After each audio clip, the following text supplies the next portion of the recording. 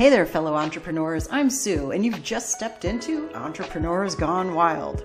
Every week, I'll introduce you to a friend of mine, a remarkable entrepreneur who's not just changing the world, but also harnessing a secret weapon, time outdoors.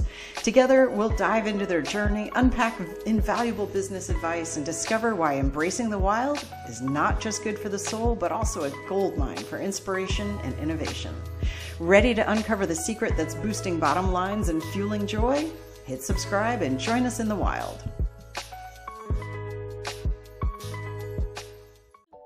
Oh, guys, this is going to be such a treat. We have been really eagerly waiting to have this time with Dr. Page, and this is really good. He's got his book here, which I'm...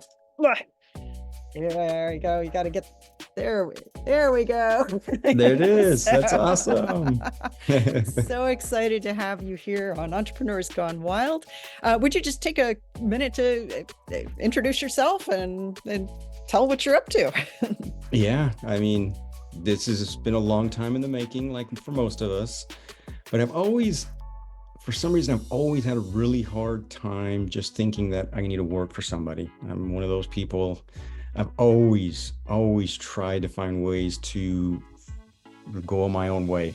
It's never been easy, and I've worked for many people because it's hard, and it's a journey, and I'm still on that journey. I'm still learning so much, and I have so much more to learn, but I enjoy so much what I have learned. But this all started many years ago.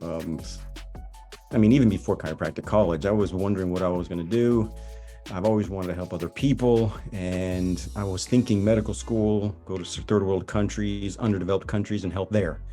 Yeah. And that's what was my primary plan, just to go out there and help them as much as I could.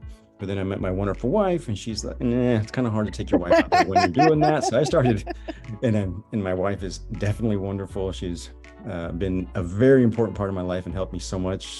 Kids also, I have 3 beautiful, wonderful kids that have helped me so much. But that kind of changes things. It does. Getting married and starting to have kids, I was like, well, what can I do? And I love medicine, so I started to study philosophies, and I found chiropractic. It was a lot more aligned to who I was as a person. I was definitely fully against the modern medicine allopathic paradigm, and I was totally open to the body healing itself. I was like, oh, this is me. So I went to chiropractic college, and that's where I started to work as a chiropractor, but always looking to open businesses. Always. I was working as a chiropractor with other people, opened my own chiropractic clinic, and always just finding that, or looking for something more. I could never just work with patients. I was always looking for something more. It started with books, intellectual property. So I was doing courses and selling books and just trying to help people as much as I could, as find that healthy lifestyle. And then the garden came around, and I started to plant comfrey around my garden beds. And comfrey is a dynamic accumulator, so I was planting comfrey around all my garden beds. Every time that leaf would come up, I'd cut the leaves, throw them in my garden beds, and it would naturally fertilize my topsoil. Got to the point where I had so much leaf, I didn't know what to do with it. My dad came and was like, Ben, why don't you make a salve out of it? I was like, I probably could make a salve. So I looked online, I found a recipe, I dried up some of this comfrey leaf in my backyard, and I made myself a small container of salve. And I was like, this is really cool, but I have no idea what I'm gonna use it for. So I just put it in my fridge. 5 days after I made this stuff, I broke my big toe playing soccer. And I was like, well, not much I can do with broken toes, just made this stuff. Let's see what happens. As an experiment, I started applying this comfrey salve that I just made, and I was applying it every 3 hours, experimenting on myself. I was playing basketball the following week. Oh my goodness. That's incredible. This doesn't make physiological sense. I was like, this doesn't make, what's going on here? So it took me down the rabbit hole of comfrey. And ever since then, I've been focusing on comfrey in our brand called Consuelda, because this all started while I was living in Argentina. And Consuelda is how you say comfrey in Spanish. So I just kept the same name, even though it's very hard to say for most people. I just kept the same name because we had started this whole journey in Argentina, and we're still, well, not much more in Argentina, but we're going to go back to it as soon as we can. And we brought it to the States, and now we're helping people here in the States with plant-based medicine, and more importantly, comfrey. We are doing all our products on comfrey. We've only have one product right now. It's a concentrated comfrey salve. but we will continue to work and we'll get comfrey and other things like in comfrey teas, comfrey soaps, and other things to help people not only heal, but to maintain the proper healing of the tissue. And if you want, I can tell you what comfrey does too, but Yeah, tell me. that's I'm like, basically tell me about that's it. Tell basically me. a very quick story of how I got to where I am today. And comfrey it's growing, but it's a process. It's definitely a process.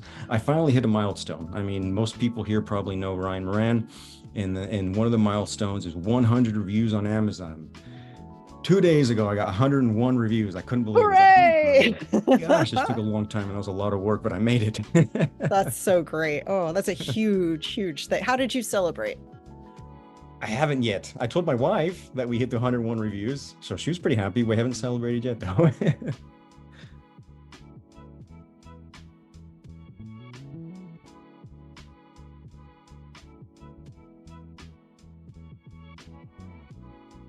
Sorry about that. Yeah, I forgot to mention I'm on Starlink. So Okay. occasionally the satellites are doing whatever satellites do, and there's a gap. So just carry on without me. Perfect. I can do that. All right. So you told your wife you're at 101 reviews, and what'd she say? She was super excited too. We couldn't believe it. We finally made that milestone. It took, I mean, they always tell us like, do it. I mean, oh man, I mean, it's a process. It's not easy too. I mean, It's a lot of just groundwork, asking and asking and asking and asking, and more people that buy it, the more people that see it. And most reviews have been very, very wonderful. I'm so excited to see people getting so much relief from something that's helped me so much. So That's it's so cool to see something help so many people. Yeah. Oh, I'm delighted. That is fantastic. All right. So tell us more about comfrey itself. How does that do its magic? Yeah, so comfrey, again, it's a plant. It's called a dynamic accumulator. It's a mining plant. So it mines quite a bit of vitamins and minerals out of the subsoil. I could even go into the vitamins and minerals that it actually does mine, but that's not super important. But what these vitamins and minerals do is they form medicinal compounds in the leaf. And I studied all 6 of them out. They're all beautiful. They all work in helping blood flow, and they help in inflammation. But the one that I found that I believe is the most powerful medicinal compound in this leaf is called allantoin. Allantoin has been scientifically proven to help tissue cells replicate faster. So it speeds up what your body does naturally. So our bodies, they heal themselves if we put them in the proper environment to allow them to do that. And if we apply the salve or use comfrey, it just speeds up that process. So we remodel tissue faster. So in my case, the first time I ever used it was bone tissue. The bone tissue remodeled itself faster, and I was playing sports sooner. But it's not just bone tissue, it's soft tissue too. So it's not just the osteoblasts, it's the chondro and the fibroblasts, which help build soft tissue. So it's also for soft tissue lesions.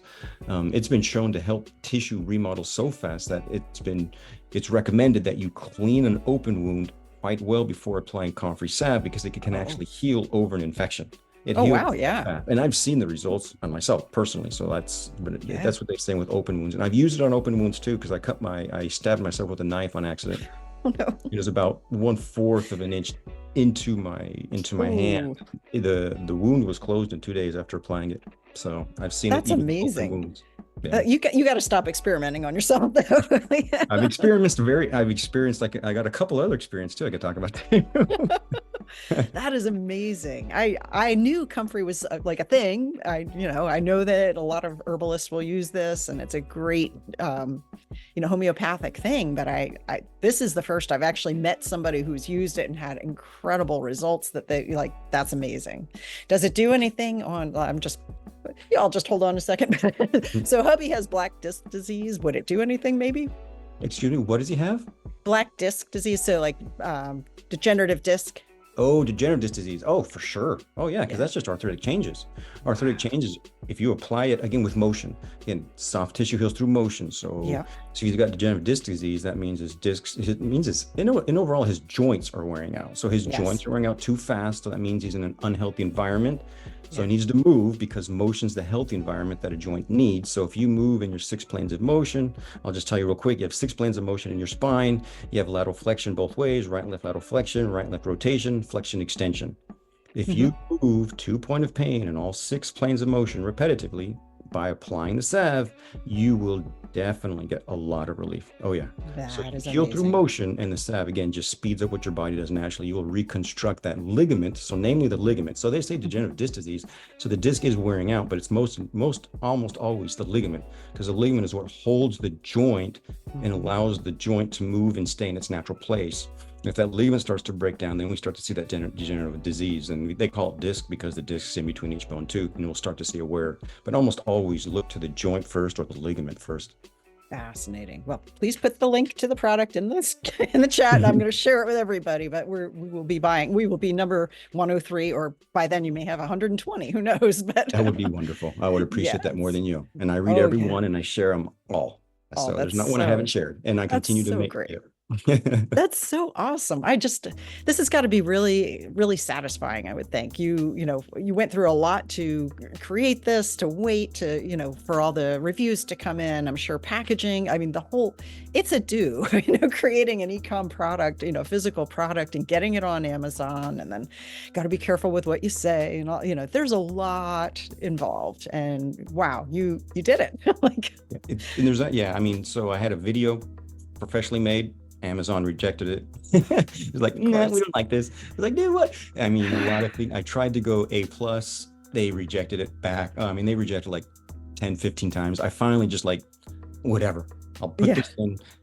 And they finally accepted it. But the majority of the stuff I wanted in, they wouldn't let me to put in, because it's also in a compostable container. So it's in a compostable container because, again, I'm trying to help people realize the importance of saving the earth too. So we don't want to just, so you can actually take the container, use it, and actually just compost it. So put in your compost pile or whatever, and just decompose down. So you don't have to worry about, and it just can put it right back in your soil, build that soil, make sure you're building your soil up. So it's got a lot of things to it.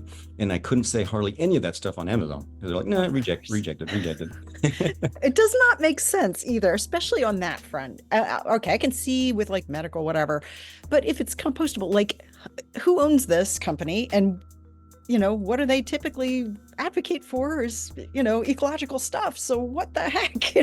And in reviews too. I mean, reviews is, that's what made it so hard, was Amazon was just not posting reviews. I would come back and people would tell me, I post a review, I'd go back, it's not there. It's not there. It's not there. I mean, they would not post reviews. I don't know if it's got to do with, Greg, if you see, I remember talking with Greg, he's like, hey, I'm going to try something. And he said, I think it's pain. If you put pain relief in there, it doesn't accept it. And we were talking back and forth so I've been telling everyone since then, hey, try to make it as vague as possible, because as soon as you start putting pain relief or this healed this or this healed that, they're probably not going to post it. And I was like, so. But yeah, it's been a process.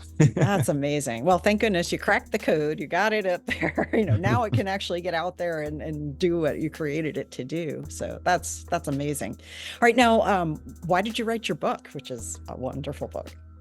Yeah, I've written a couple books. One is, two, and then I wrote one on emotional well-being too, and then Playing in the Dirt. Yes, my latest one. Playing in the Dirt was basically my story of how nature's healed me. It's helped me in a lot of my healing, and it's just experiences of mine, and then my study of how nature heals us. So I've studied nature quite a bit. Again, even before comfrey, everything like that, I was really into permaculture, so regenerating soils, really, and it's something I plan to continue to get into through grazing livestock. I can't wait to do that. I'm so excited to actually start to raise cattle on pasture. That's just something, not only like pigs and chickens, and to do it all, just raise it all on pasture, in an ecological system. But that book was just taking all the experience I've learned over time and I've never really been physically sick. Never. I got really emotionally sick. I was really emotionally sick at a point in my life where I was really low, and nature was what helped me get out of the rock bottom of that emotional downturn. And so I wrote that book about that, basically, and just how it can help us in so many ways to heal if we allow it to do that. That's so amazing. It is. It's really, I'm learning so much. I spent the first 17 years of building my business. I didn't really go outside. I was like, outside, that's where the car lives, hop in the car and go take the kids wherever I needed. And it was just no work. I fell into the hustle culture of work your face off. You can sleep when you're dead, all that kind of stuff. And it will take a toll on, body, mind, spirit, the whole thing. And, now in the past 3 years, I've been consciously, making steps to be more outside, more and more and more, to the point now we're homesteading, building a retreat center. I mean, the pendulum has swung, but my gosh, there's so much to learn and so much that, you just outside, you just feel better. It's, why do you think this is? You've got a sciencey mind. What is it? I mean, it's the combination of soil and sun. They both heal us. The sun heals us. The more we put on sunscreen, the least we're healing. So highly recommend to not use sunscreen and go out and let the sun do what it naturally does. Heal us. It heals us. It builds us. Again, you have to grow into it. You don't go outside suddenly for 3 hours. So you have to grow into the sun. So 15 minutes, and then you would take 15 minutes, go 30 minutes and try to start to get as much sun as you possibly can. And then the earth heals us. The more we touch earth, the more it heals us. So it's part of who we are. I mean, we're part of nature. Again, we try to control it too much. Yeah. We shouldn't, because it will always win.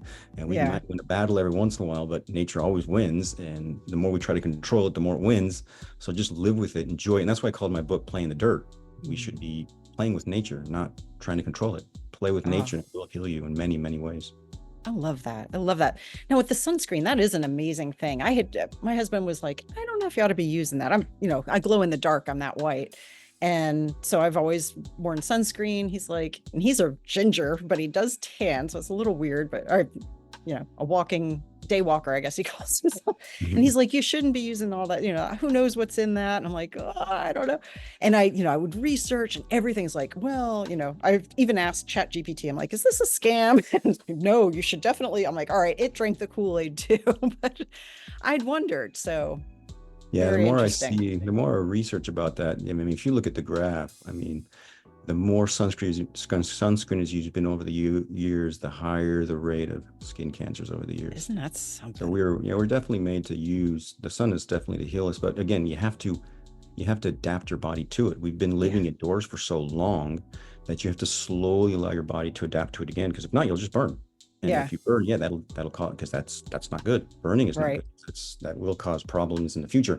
Yeah. But if you slowly adapt your skin to the sun over time, you could eventually be outside for hours and it won't do absolutely anything to you. It'll actually just help you and build you. But you got to go to it. You got to work into it slowly. Yep. Yeah. Well, you look at people, a century ago, 2 centuries ago, they didn't have sunscreen, I don't know, they didn't live super long maybe, but they did. Did they? Oh, wow. Yes, is this actually, another? The only reason why the average death rate has gone up is because back in the day, a lot more children died. So that brought the average down. But if you passed childhood, if you passed infancy, you usually lived a beautiful life until you were old, and usually pain-free and disease-free.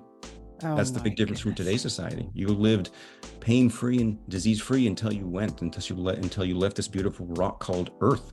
But the reason why the average came down is because there was a lot more mortality at birth. That was the main reason. But if you passed that point, you lived a beautiful, wonderful life, almost pain-free. Fascinating. We could go down so many rabbit holes here, but I'm going to go with one because why not? We're here, right? All right. So why is this the evil side of capitalism? Maybe that's, the companies that are lobbying the medical, which obviously AMA is basically a lobby. Basically a union. So, why are we getting such bad information? So for so many years now from the medical machine. we could definitely go down this. Yeah, this is a scary, but the 2 most profitable businesses is war and health. Yeah. And health becomes profitable when people become sick. Yeah. So if we can maintain people sick, a couple of companies make billions. Yeah. billions They of really dollars. do. So They really do. the sicker the population is, the more money they make, unfortunately. Wow. That's why it's so important to take control of your own health. It really is. It is. I was going to say, and with this, sometimes like, I mean, I used to be, like, oh, okay, doctor said it, I'm going to believe it, a few years back, not going to mention what it was, but obviously a lot of people kind of lost trust in their mainstream medical stuff. And it's gotten to the point now where, like looking at cholesterol or something, my cholesterol runs high in my family. So I go to a new doctor because we moved. Oh, we want to put you on a statin. I was like, oh no, you are not. I'm like, I've seen what happens with that. I'm not doing it. And at least I feel like they probably think I'm a nut, but I don't care at this point. This is my body, my life, and I'm not going to do this. 100% agree. You take responsibility for your health. Yeah, and I'm so glad you didn't do that, because statin drugs are terrible. Yeah. Actually, all drugs are terrible. They do have their purpose though. Their purpose is for crises and emergencies. So they should be very short-lived. The moment you're taking the drug for more than a crisis and emergency, something's not right, and you need to go find a new doctor to get you off that drug as quickly as possible. So they're only for crises and emergencies. And that's what modern medicine is. Modern medicine has saved millions of lives due to crises and emergencies. But once you're done with the crisis or the emergency, take responsibility for your health and build your own health over time. Amazing. That's so important. I've seen people come off of very, a lot of, like statins. There's an antidepressant that somebody I love, got off of, and it was brutal trying to get off of these things. But thank goodness they did. You could see like with the statins, this person's testosterone dropped to like that of a 90-year-old guy. And, you could see, it was like, whoa, we were the same age. I'm like, what on earth happened to this person? And coming off of that made a huge, huge difference. He's vital, a lot healthier now. And I'm like, that's incredible. Same thing with the antidepressant, which, that when you need it, obviously, again, crisis. And that's a thing. But some of these things are so gutting to somebody's life. It's really hard to get off of them, but I think worth the effort. 100%. Yeah. Statins, and cholesterol, super important. Super, super, super important. We can actually go down this a little bit too, because cholesterol does you no harm at all. Doesn't matter how high it is. Yeah. What does harm is the insulin resistancy. So the insulin in your blood. So the insulin is what causes the microtraumatic in the arteries, and then anything sticks. Mm-hmm. If you have microtrauma in your arteries, anything's going to stick. So it's not the cholesterol, it's the insulin resistancy. So it's all the food they're telling you to eat is causing all the trauma, and then they're blaming it on the cholesterol. Cholesterol is vitally important. It's pretty much a precursor to all hormones. Hormones. And it's a fat, so it's also around all our nerves. It's super important. I would never even worry about cholesterol. If they say cholesterol, say thank you. That's fine. My brain's good. Yeah. Well, it was interesting. A few weeks back, I was chatting with a woman who's married to a neurosurgeon, and she was saying that she has cholesterol of 400. She's like, it's a good thing. And I was like, what? You said it out loud, like amazing. Yeah, I would never worry about cholesterol. I would worry about insulin resistancy. I would get off this diet that is being promoted. So even most people say, well, we're trying to live a plant-based diet. No, you're not. You're living a grain and tuber-based diet. That's what you're living. That's what most people eat, grains and tubers. I highly recommend even going away from vegetables. I'm an avid fat and meat eater, but interesting. That's what I do personally, and I believe I call it the natural human diet, and I recommend all my patients to do the exact same thing. But most people, it's not even plant-based anymore. It's tuber and seed-based. Yeah. Oh yeah. And then too, like a lot of artificial foods, like this fake meat, oh no, that's gotta be worse. That's very interesting. Well, your next book needs to be on nutrition, I think. Do you enjoy writing? The first book of mine it talks a lot about nutrition. Oh, really? Okay. A whole chapter is on nutrition. Yeah. And my philosophy on nutrition, of course, because I'm definitely, and I've been studying this for so long. Like I said, I'm an avid gardener. I was growing on the garden. My parents have grown gardening since I was a kid. I was the one out there weeding the cornrows. I was just a little kid, and I thought these cornrows were like forests because I was so small and they looked so tall. So I've been doing this forever. So when I started really truly studying nutrition, I found out that the natural human diet where we truly thrive and everything else is just survival food, the true thriving food is actually fat and meat. I was like, what? Doesn't make any sense. I've been eating vegetables my whole life.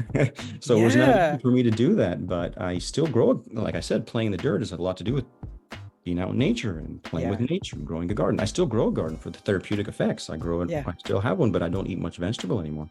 I That's grow interesting. squashes more than anything. I grow winter and summer squashes and a couple cucumbers and maybe one tomato, one pepper plant and stuff like that. But before it was like 20 pepper plants, 20 tomato plants. I mean, I just had a huge garden. Yeah. It's a lot different today than what I do today. Fascinating. Well, when you get the livestock, they love pumpkins. So that'd be a good thing to grow. Yeah, I can't wait. That's yeah.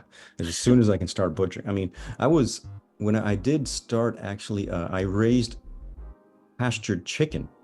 So I did that for a while. So I Okay. did that for a while, and I would raise chicken on pasture, and we ate a lot of that chicken. And then I did all the we did Joel Salatin style where we just chicken trackered them every day, moved it to the new spot of grass. Yeah. Oh man, that was so much fun, and I They can't are wait to so get back into funny, that. aren't they? I love Oh chickens. my goodness, yeah. I can't wait to get them again. We're going to have a chicken tractor because hawks. And then we also have a husky that he wants chicken tonight, no matter what night That's or day. So, but they're just so funny the way they, run around. Their little behaviors are adorable. But oh my gosh. So, all right, you want to get cattle, and Oh what yeah. else do you want to have?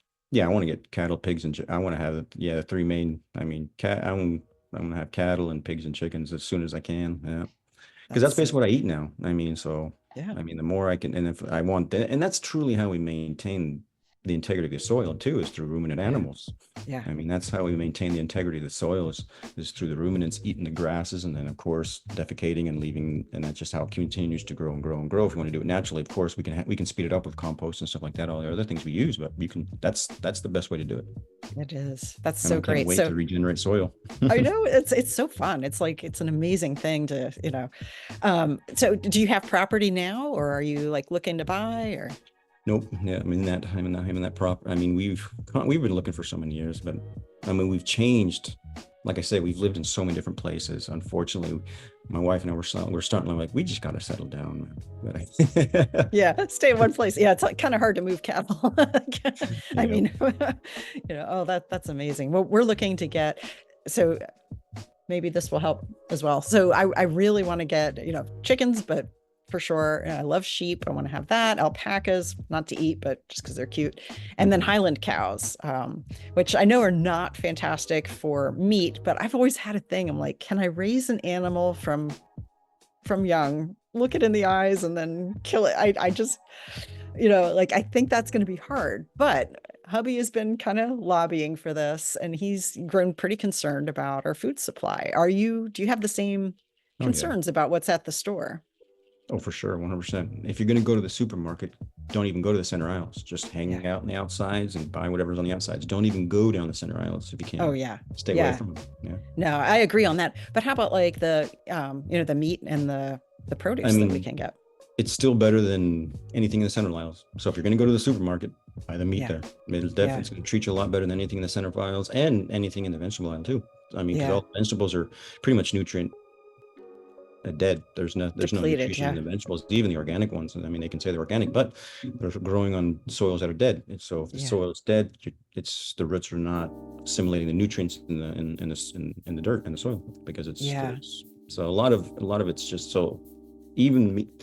So that's like that's if you need nutrition, go get meat from the supermarket. But if you can get it grass fed locally, that would be ideal. But I Mhm. mean, that's where you're going to get more nutrition than anything else. That's true. It's true. We have our next door neighbor has 170 acres, and he's a cattle farmer. So I'm like, Beautiful. maybe we can get a half a cow. That's Then I yeah. didn't know the cow. I didn't name the cow. I could be okay with that. And I think that's really important too, because we need to realize because most people have lost that connection, to what our true food is. Yeah. So if we have the opportunity to do that, I mean, at least once, so we get that connection, we know where our food's coming, because then you respect it a lot more. You respect that Yes. animal a lot more, knowing that you raised it, and then Yeah. now that it is actually nourishing you. So there's a lot of respect there. And I think everyone should at least see it or go through it once in their life so they understand where true nutrition comes through. So you fully respect it. Because it's not easy. That's a lot of people why they leave it, because they have a hard time doing that. But true nutrition comes through the fat and the meat and the organs of the animal. So I do think it's really important to at least do it once in your life to fully understand what it takes to thrive as a human being. And again, it's a lot of people have a hard time doing that because they've been taken away from that. Before, families would come together and they'd raise a pig and they'd all come together, kids and everything, and they would butcher it and they would do it and they would eat all the organs in that moment because that's what goes bad fast. So then they eat all that together as a community, and then they would process all the meats. But they do this, and everyone from a young age would go up. So it was something natural that we did over time. We've lost that through these huge butchering facilities that are FDA approved now, and you have to have this and that and this, and it's all been lost over the years. But it was very natural before, where people would raise their own animals and butcher them, and then even young ones, they would see it and they'd go through it. And I remember my kids had a really hard time too when we first started butchering our chickens on pasture. Not easy. I still remember my son's one of his paintings of him crying while I was butchering one of the chickens. Oh yeah. It's funny, growing up, I always thought, well, meat comes in a plastic thing with a plastic wrap, I mean, you just that's how far removed. And my family, actually, there are a lot of hunters in there. And it's been funny. I've asked, I was like, all right, you guys are hunters, and I you appreciate the animal, dispatch it, and then eat it. And I said, but could you raise something and then do it? And so far, the response has been, I don't know if I could, but I see it. And I'm like, I know that if someday I could, for sure. And if it hit the fan, whatever, I would have no problem. But I'm working up to that. Raw milk too. I mean, that's one of those things where raw milk is fantastic and illegal. Here you can get it as pet milk, if you could find somebody who's producing that. But it's much, much better for you, I think. And if you're gonna drink milk, raw milk is the way to go. Yeah, it's incredible. So how do you continue on? You're just, you know a lot of things that would really help a lot of people. You're publishing books. This is fantastic. You're creating products that are going to help them. Does this burn in your gullet? Do you feel like you're on a mission? Yeah. Well, I've never been able to stop, unfortunately. So I just keep on moving forward. And I've always had the idea, always since I was a kid, that you're gonna make it by yourself. Mm-hmm. You're gonna make it by yourself. Of course, that doesn't mean not getting help from nobody, but not working. And I've definitely needed so much help through this journey. Oh my goodness. I mean, the amount of that I don't know is incredible, and the more I learn, the more I realize I don't know anything. It's true. So I had a lot of help, and I still need a lot of help, but I've just never been that type of person where just work for somebody. Never. So it's always been something, always looking for the next opportunity. And the thing is I've had such a hard time. Most of my opportunities have not panned out, so I've always had to try new things. This has been, I say, decades in the making. I wish I could say that I had something to work out before and I was able to sell something and now I have it, but no, it's just always been constant work. Yeah. It's interesting. I've been fairly close friends with a couple different chiropractors over the years, and it's the same thing. One of them, I always used to laugh. I'm like, dude, there is nothing that has ever crossed your desk that didn't catch your eye and make you go, major, shiny object. But it wasn't that he was squirrely. I mean, he was a little squirrely, but it wasn't because of that. I think it was because he was so, multi-passionate about various health things and you gotta, all these different things. How have you been able to balance all the things that and the ways that you could help somebody and come down into a place of focus so that you can actually finish one at a time? I believe simplifying life is the key. Mm-hmm. Simplify. That's what I do with my health. That's what I do with everything. I just try to simplify it as much as I can and just bring it to the most simplest form and realize that your body does the majority, at least talking about health. I mean, mm-hmm. So You simplify, you do just a couple things and your body does all the hard work. Amazing. And I think that's kind of like with everything. Just simplify it as much as you can and do that and be consistent with that. And then everything else will just fall into place. So I've just been constantly simplifying as much as I possibly can, to the point where I know exactly what I got to do. And I just focus on that, and I focus on that consistently over time. And that's, again, I wish I could say I am consistent perfectly over time, but I'm not. So that's a process too. I constantly have to reevaluate and say, okay, let's become consistent again. And that's in every aspect of life, not just business, but in every aspect of life. Me even knowing what I know, sometimes I have to recalibrate and say, hey, Ben, come on. Let's get back on and get back on schedule. Let's start. You know what you need to do, so do it. That's really good. What does your average day look like? I try to get the 8 hours of rest. I mean, we do have a little one at the home, so sometimes that doesn't work out too well. We have a 14-month-old, so so that doesn't happen all the time. But try to get the 8 hours of rest. I wake up. Me and my wife have my family and my wife's family from Argentina, so we have a custom where we drink mate every morning. That's something we do every morning. So we drink that, and then I go to the clinic and I treat patients, and then I work on every waking minute that I'm not with a patient. I try to focus on building Consuelda, and then I come home, play with the kids, go on a walk with my wife, go to sleep. It's crazy how fast time flies. That's pretty much what I'm doing right now at the moment. That's what life looks like right now. I always find time so in the mornings, hopefully I usually wake up early enough to get some exercise in too, but I know it doesn't always happen. Yeah. Oh, that's a beautiful thing. That simplicity of the repetition, and it seems like that does bring a little bit more peace, rather than, okay, today's like just running every which way, different way every day. That could be really, really stressful. That's hard. Do you ever so there's a thing called chronophobia, which is, since you mentioned time passing so fast, have you noticed that? I'm 57, so I don't know how old you are, but have you noticed like it does seem to speed up a little bit as we get older? Oh yeah, it's crazy. I can't believe it. I can't believe we're almost in November already. It just blows my mind. It doesn't make any sense. It makes me wonder about time. I'm actually reading a book about time right now. It's called The Fourth Turning. It's like, what is this time? This doesn't make any sense. Why is it going by so fast? Yeah. No, it definitely is. What are things that, like, has it bothered you? And what have you done to kind of combat that? Definitely, I don't like seeing time go by fast. I mean, it makes me wonder, like, man, I wish I could use my time wisely when I was a kid. But that's time's gone. So it's I try to use my time as wisely as possible. Again, I'm not perfect. I mean, sometimes I make the mistake and I open up that YouTube and I love watching people build houses. So and I waste some time doing that. But I just try to focus my time on things that are actually productive throughout the day, and then again try to get the rest that I need so I can actually do what I need to do productively throughout the day.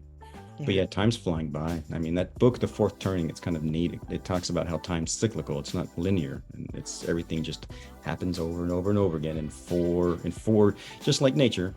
4 seasons. Time happens in 4 seasons. So we have 4 seasons of time, and everything just continues to repeat itself every 4 seasons. Every about 110 years, everything just happens all over again. Interesting. The Fourth Turning, is that what it was? Yeah, it's called The Fourth Turning. It's a very interesting book. I'm going to put that in the chat here. That sounds fascinating. I'm going to have to check that out. What would you say? Just to let you know, we are in the crises of the fourth turning right now. So. Oh boy. Well, that should be a good one for bedtime reading, right? Man. But, it's funny with all that, with, the concept of time going so fast, the world's going nuts, all this. I have found, like, it helps me a lot. This is one more reason I like being outside and playing in the dirt, because it's like, this is something real. This is something quiet and calm. And, those moments that are outside. Is it like that for you? Does it feel almost like therapy being outside? It is 100% therapeutic. 100%. Yeah, it's therapeutic. It's very therapeutic. And there's much science behind it too. And it's one of the best ways to bring you back to the present moment.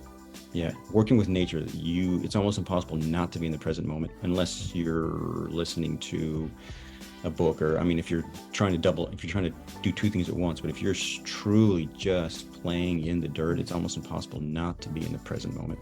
Yeah, it brings you to the present moment.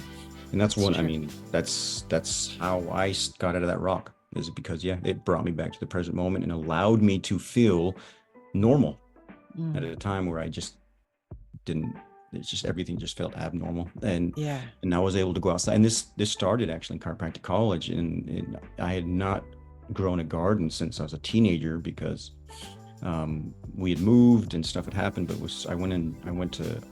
I was in Iowa. I went to chiropractic college in Iowa. So everything grows beautifully in Iowa, and it's just the soil is beautiful.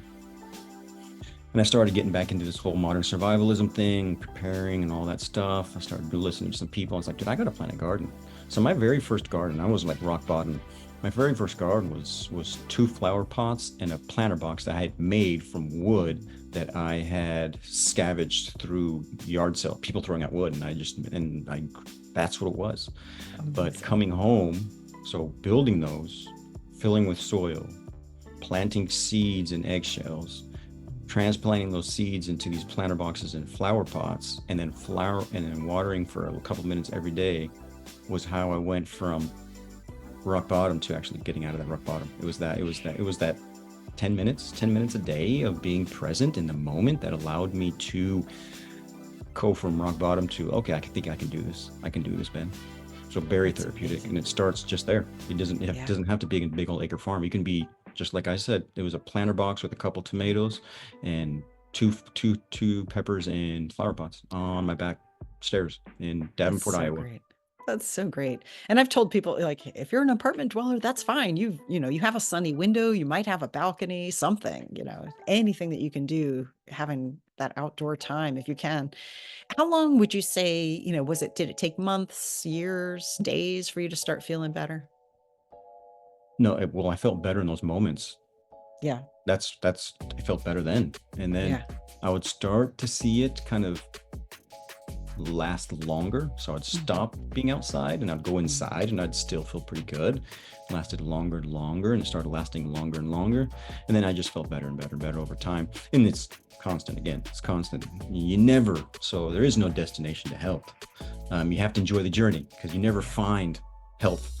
It's a constant everyday thing. So you have to constantly do it. It's something that you do until you leave this beautiful planet. There's no destination. You just got to consistently do it. And if you stop doing it, then you're going to fall back. Because again, our bodies adapt to the environments we place it intelligently to keep us pain-free and alive in the moment. Because all our brain cares about is right now. It doesn't care about tomorrow. Yeah. So if we're putting our bodies in stressful environments, it'll adapt to that and eventually break down to the point of experiencing symptoms, disease, sickness, and eventual early death. But if you keep it in the natural environment, the healthy environment, it heals and eventually maintains.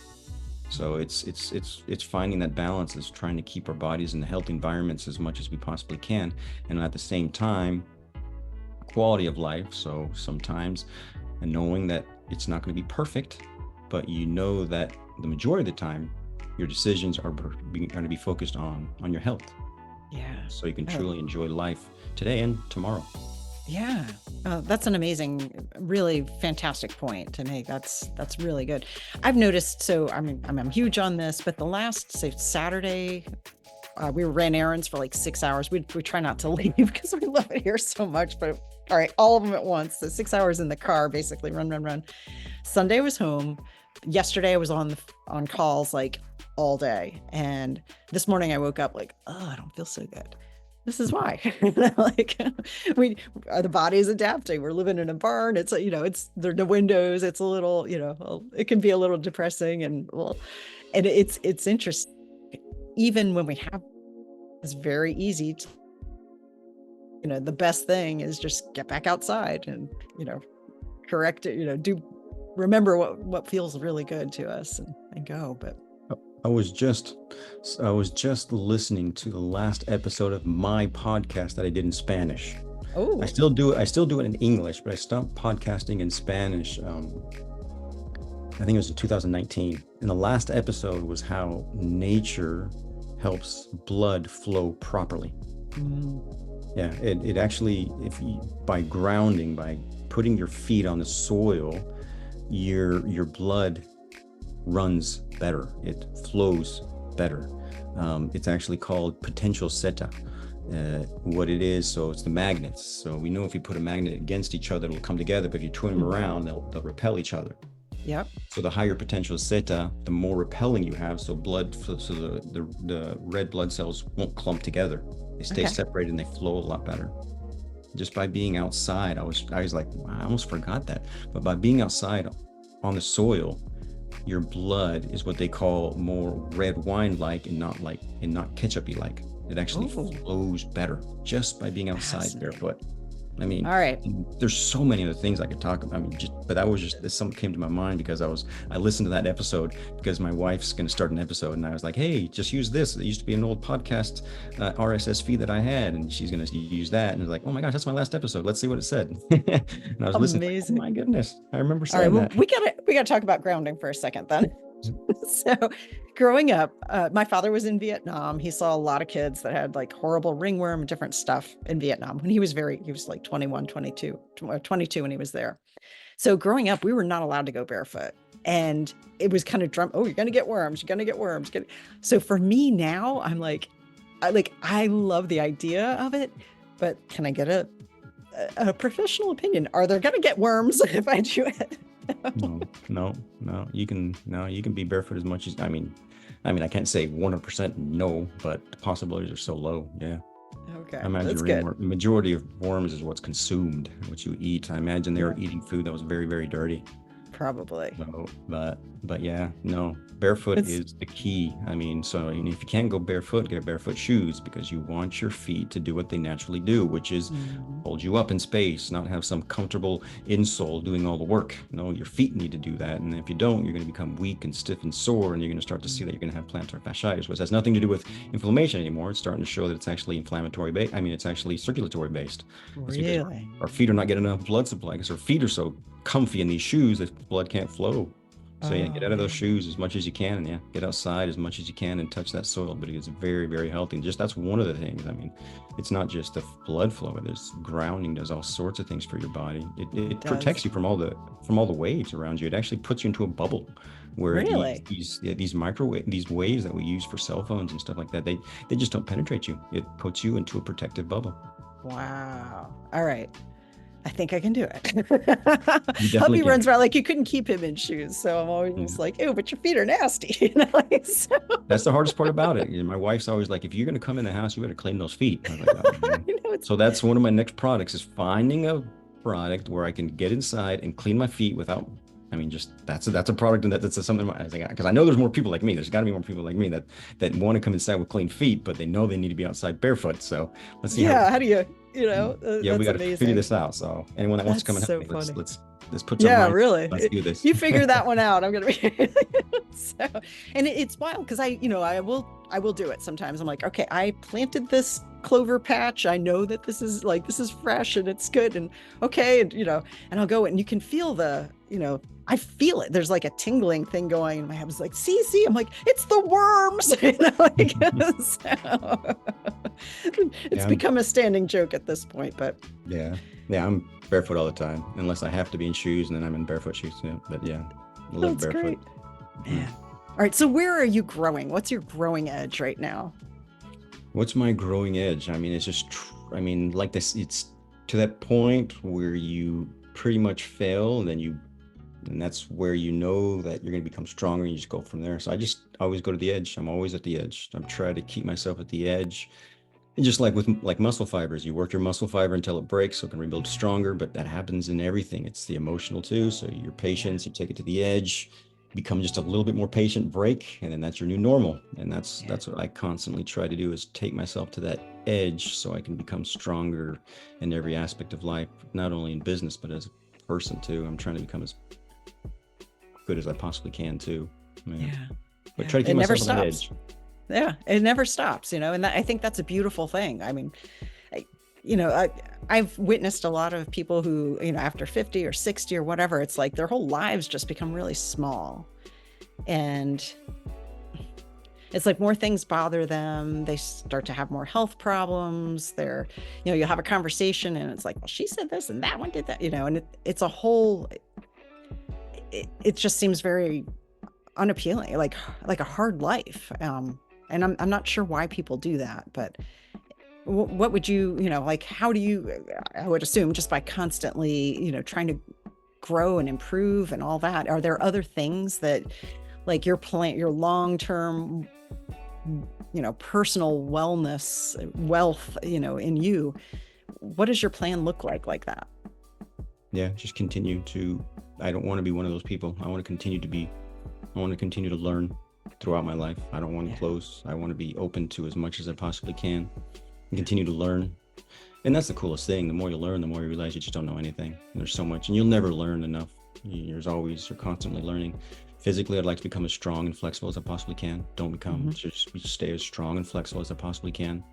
Maintain proper motion and joint. It's a daily thing. So it's something that never ends, but I hope to continue to become stronger, more flexible, kinder, patient, all those really good virtues that we look forward to over time, because it is a process. It's, you take it to the edge, you become just a little bit more patient, and that's your new norm.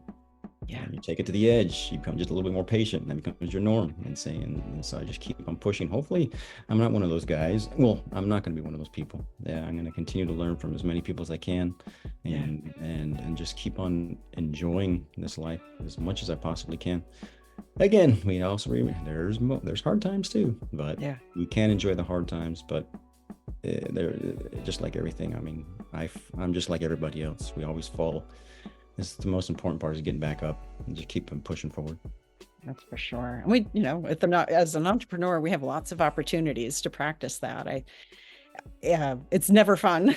It can be very anxiety inducing. There's a lot that, there are a lot of things that we experience that, somebody in a safe job might not experience to the level that we do. But I think it's one of the best personal development plans that we can ever have, is, having people that we love enough to create solutions for their problems, and going on that. It's, going with no net in a lot of times. And that's a beautiful thing. Do you have like entrepreneurs that, like-minded people, maybe you're entrepreneurs, maybe not, but like-minded people like in your everyday life, or, is it just your family mostly? Yeah, it's just really my family and the people I've met in capitalism.com. These are the main people that I've tried to learn from and gain information from. Even in my own family, though, it's really just, it's me and my brother-in-law. We're pretty much only two. The others are just going through life, we could say normal, just normal life. But yeah, a lot of it's been the wonderful people I've met at capitalism.com. Unfortunately, I'm not with them anymore. Well, I'm not in the 1% anymore, but I still I'm in contact with many of them. So it's really good to stay in contact with them and see the ups and downs and stuff like that. Definitely. I keep saying, I'm like, it's so, entrepreneurism can be so lonely. Thank goodness for communities where we can meet people, who are like-minded, who like really get the weirdness that we are, or the unusualness, I should say. And thank goodness for stuff like Zoom, where, you can meet and start cultivating relationships like this. But that's one of the things that makes me so excited about doing this retreat center, is like, when we're built, people can come and have that face-to-face, that unhurried, like, oh, it's not just an hour, we've got, TikTok, we got to go, just sitting around a campfire, or just sitting looking at a tree. Like, people will be like, well, what can you do at Idlewild Woods? I'm like, nothing. That's the best thing. Like, go sit in the creek, go take a little hike. And how have you, of course, I know with you and the gardening and all of that experience of time slowing down, of just breathing into it, of being very present and having, time with your wife, with your brother-in-law, do you kind of a craving for more of that? Oh yeah. And community is super important. Yeah. It's who we are. As humans, we need community. I'm one of those people where I like to be alone though too. Yeah. But I mean, I definitely like being alone. I mean, it's something I really enjoy, Yeah. but I need to be around people too. But Yeah. I don't, and and that's what's so cool about that retreat you're doing. People are going to come together. They're going to be together, and that's a very, very important part of who we are as human beings, is getting together, not just what we're doing today, which is awesome. Technology is beautiful, and what we've been able to do over the last couple of years is just insane. But getting together and forming community one-on-one in person is of utmost importance if you want to continue to thrive as a human being. It's guys, so it's beautiful that you're doing that, and especially if you can do it in nature. There's nothing better than that. Yeah. Yeah. Thank you. That's really cool. All right. Where can people find out more about you, about your products, about your books? So Ben Page DC is my website, just my name, DC, Ben Page DC. That's where my books are available. And most people, so everyone's just getting Consuelda on Amazon now. So just Consuelda. Can you spell that for me, please? Yeah, it's CONSUELDA, Consuelda. Yeah. Oh, okay. All right. And so Consuelda, that's the concentrated comfrey salve we have for that. I mean, it's on my website, but everyone's buying it on Amazon Right. now. I mean, when I first opened, we were getting all our sales on the website, but now we're actually in the process of changing everything up. So the website will be more focused on Consuelda now. We're actually doing a new website, so it's going to be consuelda.com. That's where most people get a lot of information about Consuelda, but we're in the process of doing that. It's funny, I've been selling Consuelda for over a year now. We don't even have that up yet. Amazing. Isn't it funny? So we're in the process of getting that up, consuelda.com. It's not up yet, but it will be up soon. That's where you get the majority of information. That'll send you also to Amazon and all that stuff. Fantastic. But if you want my books, I mean, I've written guides on how to decrease pain, unnecessary pain, I call it. Most people call it chronic pain. I call it unnecessary pain. So if you experience like degenerative disc disease and stuff like that, a guide on how to overcome that. That's also at benpagedc.com. And then on Instagram, the only place I hate, well, I guess I shouldn't say that. I don't enjoy it. Yeah. And if I wasn't in the business, I would never be on it. Yeah. You have a purpose for being there. It's not just, this is fun. It's same thing. Instagram is the only place I'm at where you can truly find me. And I'm not even on that much, but I need to be on it more. Ben Page DC and then Consuelda, but it's Consuelda, it's CON period. Oh, okay. It says Con, and then that's where you can find us on Instagram. So if you want to get in contact with me, email is probably the best way, or message on Instagram, and I will be more than happy. We also have a private Facebook group. If you have any questions at all, I am more than willing to answer them in any What's your aspect. Facebook group called? I'll put that. Let's see. Let me see. I think I'm here on the computer, so let me open this up real quick. Let's see where we at. Let's see here. I think it's called Health Simplifiers. Okay. Let's see. Yep, Health Simplifiers. You Heal You. That's what it's called. Yeah. I love that. Yep. That's fantastic. Well, for sure. So you guys are definitely welcome there. And if you have any question, my goal is to become a lot more active in that Facebook group, because I'm trying to build up a raving fan base. And I know that's a great way to do it, because I will be in contact with you a lot more frequently. So that's for sure. I hope to become a lot more active there and truly help anyone with any type of questions about Consuelda, or just overall health questions. If you have any questions health-wise, I am pretty sure I can help you out there. Wonderful. Well, that's fantastic. I'll post all these links in the write-ups, and this is really cool. So, all right, I'm going to kill the recording, or not. I'll just stop the live, and 1 second. Don't go anywhere. There we go. That was so cool. Thank you so much. Like, what a great session. I love this. And I just want to honor you for the work you're doing in the world. This is much needed, as you know, and it's really cool to see like people that you trust, like actually doing what needs doing. So thank you. No, no. Can't wait to get your retreat done. That's going to be awesome. I know, for many people. Where's it at again? We're in Northeast Tennessee, so in Greenville. Tennessee is beautiful. I mean, we don't even know where we're going right now. We're north of Austin right now, but okay, yeah. I mean, Boy, your dollar goes a lot further over this way. This side of the state, west part of the state is expensive, but it is crazy how yeah, Texas is turning like to the mini. Well, at least Austin is turning like a mini California. Oh, absolutely. Absolutely. Yeah, that's going to be, I'm waiting to hear of the exodus coming from there. From Austin. I know. Yeah. It's nuts. But yeah, if you ever, if you ever check out this area, please, pop by. Once we have a place for you guys to lay your heads, you have a standing invite. So. Oh, that is so wonderful. Which part of Tennessee again? So it's more. So we're in the Appalachians, up in the very northeast. So Tennessee is, rectangular like this, and we're in the northeast corner. So, and how are the 4 seasons there? Are they pretty nice? We get all 4.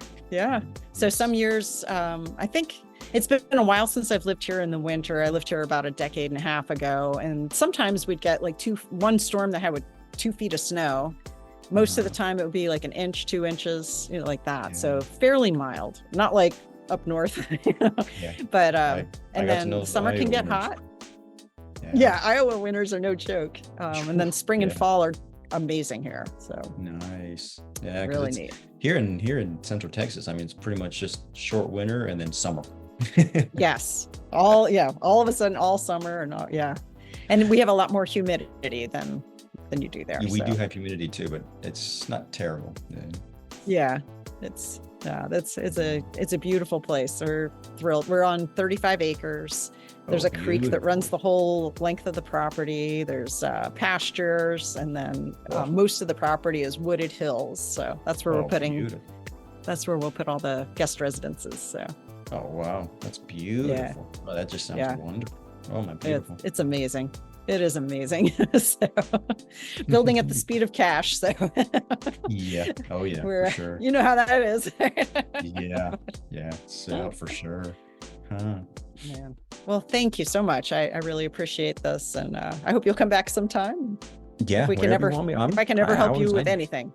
I just love talking about this stuff. So for me, it's just a pleasure. So I don't mind at all. I mean, if you want, where can I share this stuff? I mean, I can share it too. Yeah, I'll have it.